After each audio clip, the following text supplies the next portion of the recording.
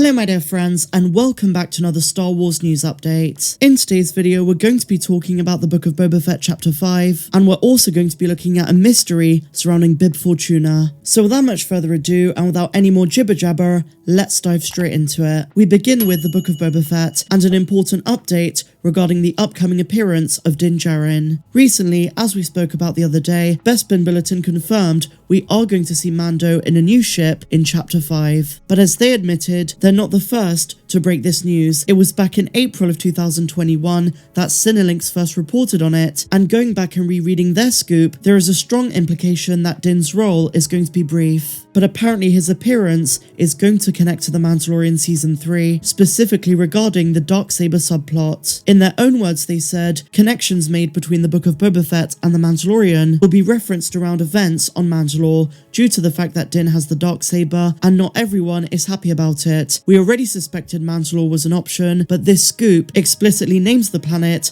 as one that's going to appear. Now, since Bryce Dallas Howard has the next episode, connections to the Mandalorian are inevitable, and since she's the one who brought the Night Owls to live action, we shouldn't be too surprised if along with Din, we also see Bo-Katan, Koska Reeves, and Axe Woves. Now, there was already a lot of reason to believe that Bryce Dallas Howard was going to use her episode to connect both shows, but even more reason is that yesterday she confirmed that she is directing on the Mandalorian Season 3. In a new tweet saying that she's back on set, many fans were very quick to note that this could only be for the Mandalorian, or indeed the Ahsoka series, which began production a matter of days ago. Now, when it comes to other Mandalorians, a few months ago Giant Frickin' Robot had a scoop that we would see an entire Mandalorian army in the Book of Boba Fett. While some believe this could have been mistakenly confused with a scene for the Mandalorian, given that Robert Rodriguez wants to use his show to bridge the gap between both series, I wouldn't be surprised if we see them in the Book of Boba. But either way, giving us an update on how Mando and Bo-Katan are doing and where their stories are heading is a great setup for Season 3. And a question we all have is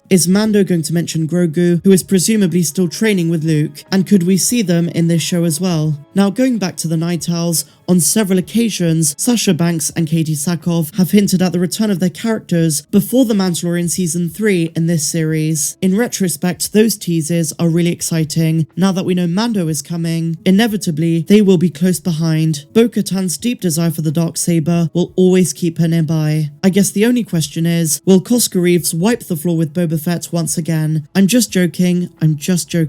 Now we also have to consider the possibility that Mando is busy, and maybe has his hands too full to help Boba. I doubt this is the direction the show will take, but if as Cinelinx suggest Mando's appearance is just a cameo, then Boba and Fennec might have to look elsewhere. As I say, this is just a possibility. I think he will assist and play a major role in at least one of the remaining 3 episodes. But after Mando, it'll be interesting to see where else the Daimyo looks for allies. Will he contact the Bounty Hunters Guild? Will Mando direct him to some old acquaintances? I'm dying to see how it all plays out. Just 3 days to go. I've seen a couple of outlets describe Chapter 5 as the big picture episode. In other words, the one that finally gives us some answers and helps us make sense of the journey we've been taken on so far. But I've got a feeling they're going to leave it right to the end, right to Chapter 6 or 7, before revealing some of the larger players of this show. Notably who's working behind the Pykes, who they've got on their side, who clearly terrified the Hutt twins enough to leave Tatooine. I've absolutely been loving doing the full episode breakdowns, and as always, I will share all of my thoughts with you. So now, my dear friends, something I've come across which I thought would be well worth discussing is a line that Boba Fett said in the last episode, which has raised a few eyebrows. In one of the flashback sequences in Chapter 4, Boba Fett mentions how Bib Fortuna double-crossed him. This isn't something we ever knew about, and admittedly it's an odd piece of information that doesn't correspond with Return of the Jedi. Just to set the scene, Boba and Fennec are talking around the fire, and the former bounty hunter shares his plans.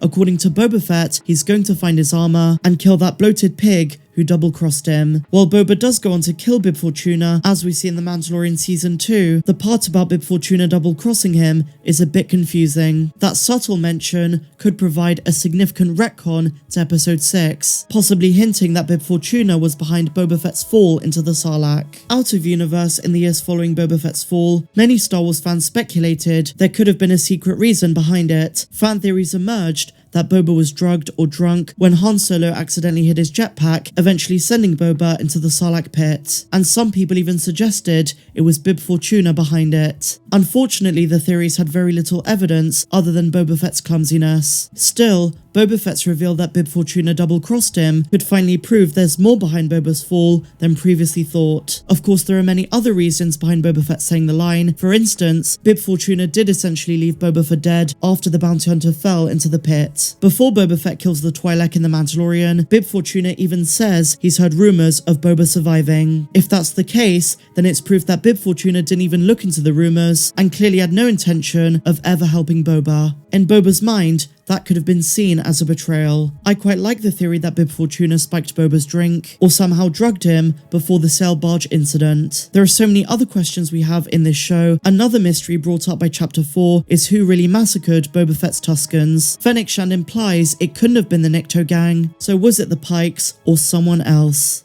And finally, my dear friends, some light-hearted news for LEGO Star Wars. As we found out the other day, LEGO Star Wars The Skywalker Saga releases on April 5th. And one awesome feature that's been brought back, for old time's sake, is Mumble Mode. If you ever played the original LEGO Star Wars games, then you'll know that the dialogue in the game was mumbled. In the modern games, there is fully voiced dialogue, but if you don't want that, and you want to feel for the original games, well, awesome news, because the new LEGO Star Wars comes with Mumble Mode. Instead of voices, you just get humorous mumbles, which are like caricatures of the original dialogue. The game looks like it's shaping up really well, although a cloud has been cast upon it recently when a Polygon report claims that the team had to suffer through an extensive crunch during the game's development. Fortunately, the report also mentioned that TT Games made all the positive steps to tackle certain issues, and the game itself, releasing on April 5th, is expected to, quote, satisfy fans, and I for one am very much excited for this game. And just one more thing, in a new interview with The Day, Temuera Morrison stated he enjoys expanding the legacy of his character. Morrison said, besides doing the big deed of catching Han Solo, we didn't see too much of him in the original trilogy. He did remain pretty silent and pretty mysterious, but he had a bit of a reputation, so I think we're going to fill in quite a few of the gaps and answer a lot of the questions, find out a lot about the history of this guy and what sort of skills he's acquired along the way. We've already started to see that, but with 3 episodes to go, the pace is really picking up, and I think there's going to be so much to talk about after Chapter 5. Truly awesome stuff, so let me know your thoughts of this and everything else we spoke about in the comments down below. If you guys enjoyed this one, please be sure to give me a big fat thumbs up, subscribe to the channel if you're new, and a massive welcome if you are, and why not consider becoming a patron? The link is down there in the description. I have over 100 videos not found here on YouTube, and you also get access to our Discord server. But otherwise, my dear friends, I hope you're all having an amazing day. May the Force be with you all. I'm Star Wars Meg, and I'll see you in the next one.